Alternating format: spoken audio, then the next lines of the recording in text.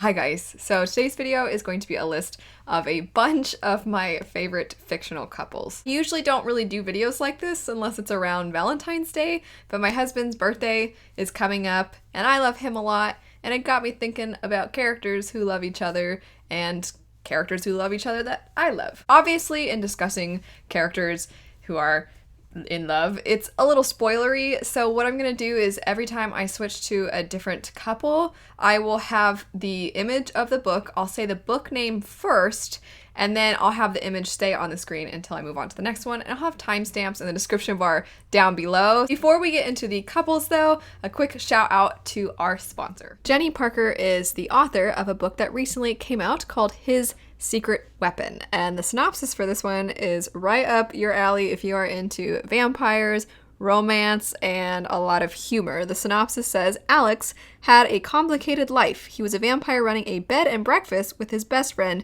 who happened to be a werewolf. Then his long-dead parents decided to up the ante by giving him control of a powerful weapon. He didn't want or expect any extra problems, but he was about to find another. Kara had never been to Maine before. In fact, she'd never left her home island off the coast of Oregon where she had been born. She had also never met a vampire or a werewolf, but both of these things were about to change.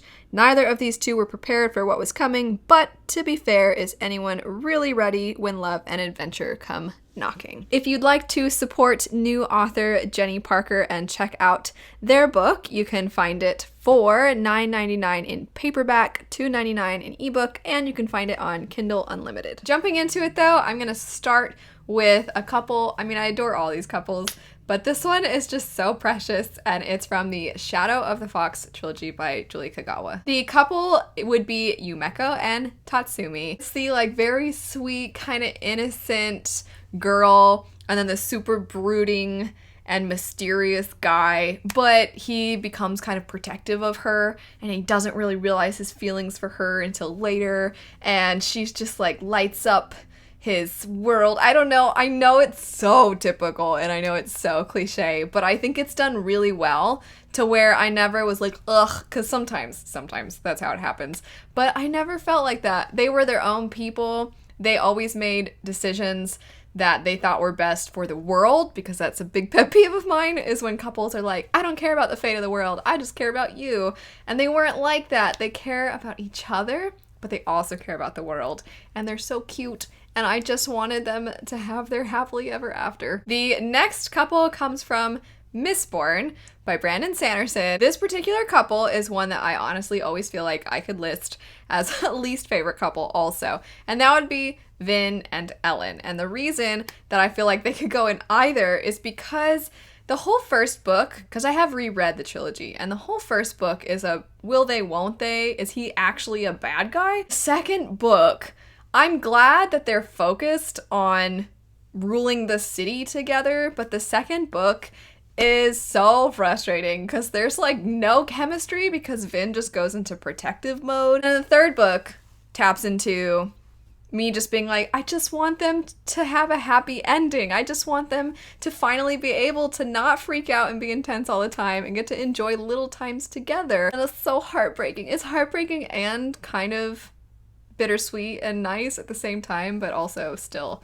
very heartbreaking. Next up is a couple that I actually really liked, even though I didn't end up loving the story overall, from Ever the Hunted. And the couple would be Britta and Cohen. There's a kind of frustrating love triangle. However, Cohen's behavior I thought was so mature because he was able to realize, hey, I've gone out and lived my life and I know for a fact that I love you and I want to be with you, but you have had so many things restrict you and not allow you to really live. So if you need time to decide if I really am the man for you, then I'll back off. I'll let you live your life, and if it turns out you want to be with me, then you'll want to be with me. Even though there was a lot of kind of tropes and cliches that I don't love in that story, I loved their dynamic so much. Plus, I just loved Cohen. Cohen was just he was a good guy. Next up, I actually have two different couples from the same story, and that story would be Full Metal Alchemist. The two different couples would be Edward and Winry,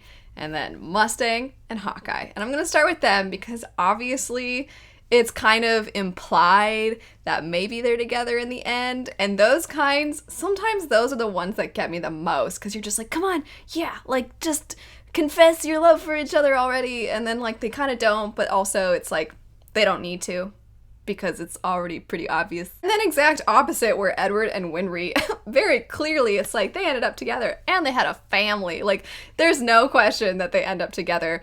But throughout the story, I mean, they're childhood best friends who love each other, but they kind of don't realize that they love each other. It's not just like fake, like I have feelings for this person, so let me pretend to be someone else. It's not that. They are who they are with each other, and they can be blunt with each other, but also they love each other so much. Next up, we have a couple from the First Law trilogy. I loved Glokta and Artie. After what happened to Glokta, he just thinks of himself. He thinks so little of himself and doesn't think anybody could care about him. And before, he was a jerk, so he probably shouldn't have been with anybody before. And he's still messed up, let's be real. But Artie is also super messed up. She's sort of a mess, but they're a mess together. And for some reason, I'm so happy about that. Next up, we have one that maybe some people aren't gonna agree with, but it comes from the A Curse of Dark and Lonely series, Ren and Harper. I loved the progression of their relationship. I thought Ren was understandably wounded, and I thought that Harper was understandably upset about the situation. But the fact that she was like, well, this is where I'm at, so I gotta make the most of it, and she does, and then Ren is just so taken aback by her, and he's so in awe of her and her drive. I just really like how much they are there for each other, and they respect each other, and then ultimately love each other. Next up, we have kind of sort of a couple from Fireborne. Annie and Lee. They do have their childhood best friends thing going on, so they're kind of friends to lovers, but also there's just so much there. There's so much hurt there. We want them to be together so bad, but I don't know if they will end up together. I don't know if they're gonna be together in the end. That's the thing, is maybe they will, or maybe it will be too difficult. Like, they love each other so much, but they might not be able to be together because the other person reminds them of these terrible things.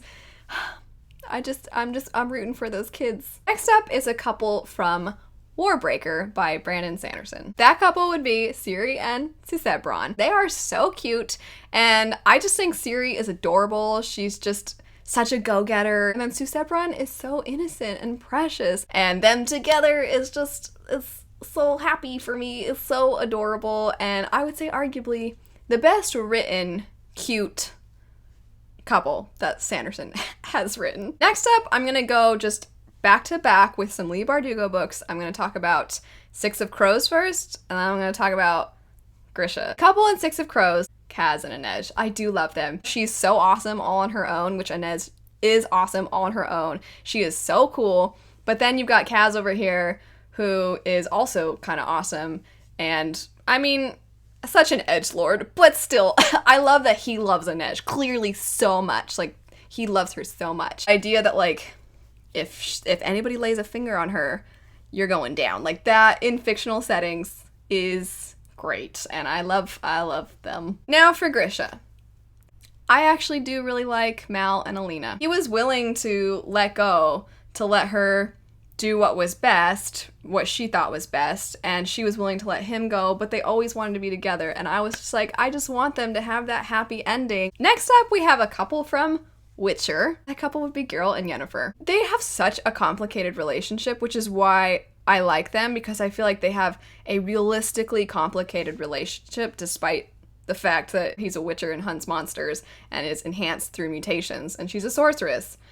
So that's not a thing, but the very real hurt that can come about from not being able to have a child, and the distance that causes between them, and the unspoken words between them, I feel like it's all very realistic, but they care clearly so much about each other. Next up, I have a couple of video game ones. The first would be a couple from Final Fantasy X. That couple would be Yuna and Titus. It's hard for me not to like when this character, he's a good guy, but he's just so blown away by how much another person, just how good they are. If you did not get emotional when she was whistling for him at the end of the game, you have no heart. How do you not get sad at that part? Which every time, it gets me every time because I forget and then I remember.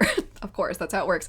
I'll forget, but then when I remember that scene or when I see that scene, I'm like, oh no, the whistling. And when she runs to him, this is before the whistling, when she runs to him and she just runs through him. The other video game one would be from, this is a little bit of a reach. This isn't implied. Like, in my head, it's canon. It's from Ghost of Tsushima, which is a newer game, but Jin and Yuna. I loved their dynamic. I loved that I feel like they clearly care about each other. I want them to just start their own clan of ninjas. I feel like both of them have gone through so much. That game is so tragic. They have lost so much. They've lost everything. Jin, oh my gosh, loses everything. But I like to think that maybe they are in a place where it's not so fresh. I'd like to think that maybe the two of them can be together. Next up, we have a couple from Strange the Dreamer. And that couple would be Laszlo and Sarai. This couple is just, it is basically insta-love. I don't think it's quite insta-love necessarily. I think it starts as fascination, given the circumstances of how they meet. And then they very quickly find love with one another, and these are two people that I feel like have weirdly been sheltered from the rest of the world, and then they're both so innocent and new to love, but they find it with each other, and I like both of them so much. The next couple would be from Spin the Dawn. That couple would be Maya and Eden. Despite having had these amazing big dreams, she had this big dream of becoming this tailor and the emperor's tailor and being recognized by the world through her work, and then he had these dreams of being this amazing person with magic. In the end, for them, they just want each other. They just want a nice little simple life with each other. That always freaking gets me. Next up, we have a couple from Crown of Feathers. That couple would be Tristan and Veronica. I love the communication between these two. I think that's the thing that ultimately I like the most with them, is that they do get frustrated with each other, and they get frustrated over things that I feel like are realistic and maybe a tad angsty at times. And they also understand that, like, they like each other, but that's not, well, they don't really have time for it at the moment. But I also feel like when they get frustrated with each other, that feeling of like, go to her, please, go to her. And then he does, and you're like, yes. The next one is going to be very brief, but that would be from The Downstairs Girl. The couple in this would be Joe and Nathan. So this one was almost an honorable mention, but I feel like the love story in this is kind of such a subplot, but it's such a cute subplot. It's so cutesy, and Joe is just like, she's so witty and clever and fun, and he is also witty and clever and like kind of to himself, and like the two of them together are so precious, and they're not, they're not really supposed to be together because, racism. But gosh darn it, did I want these two together. They were so adorable, and I like to tell myself that everything worked out. I'd like to believe that love could show everybody that racism is stupid. I know that's probably not what actually happens. It's canon. In my head, it's like, eventually they get to live in a way where they're like, guess what, everybody? It doesn't matter. But they probably didn't, but that's what I tell myself. And if they have to keep it a secret, but they get to be together, as long as they get to be together, because they're just the best. Almost done. The next couple would be from the Seven Realms series. That couple would be Han and Reza. And I always wanted them to be together. I always expected them to be together, even though they kind of have other relationships along the way, which I feel like is realistic. I always kind of saw that they would probably end up together. But there's one scene. It's the scene where they are kind of professing their love for one another. And normally that's a scene that I could probably do without, but for some reason, it is so heartfelt and it's done so well. And I'm like, yeah, that is why you love that person. And finally, the last couple on this list would be from the Ash Princess series by Laura Sebastian. That couple would be Theodosia and Soren. I just felt like Soren, he was like maybe too understanding sometimes, but I appreciated that when things needed to get done, he was like, I get why you did it. I get why you imprisoned me temporarily, things like that. I liked that it wasn't like I had to go through some stuff in the meantime, and that was a bummer, and he never got super obnoxious. I feel like he had the right, but he didn't, which I appreciated. And Theodosia just always did what she had to do for her people. And I liked that about her.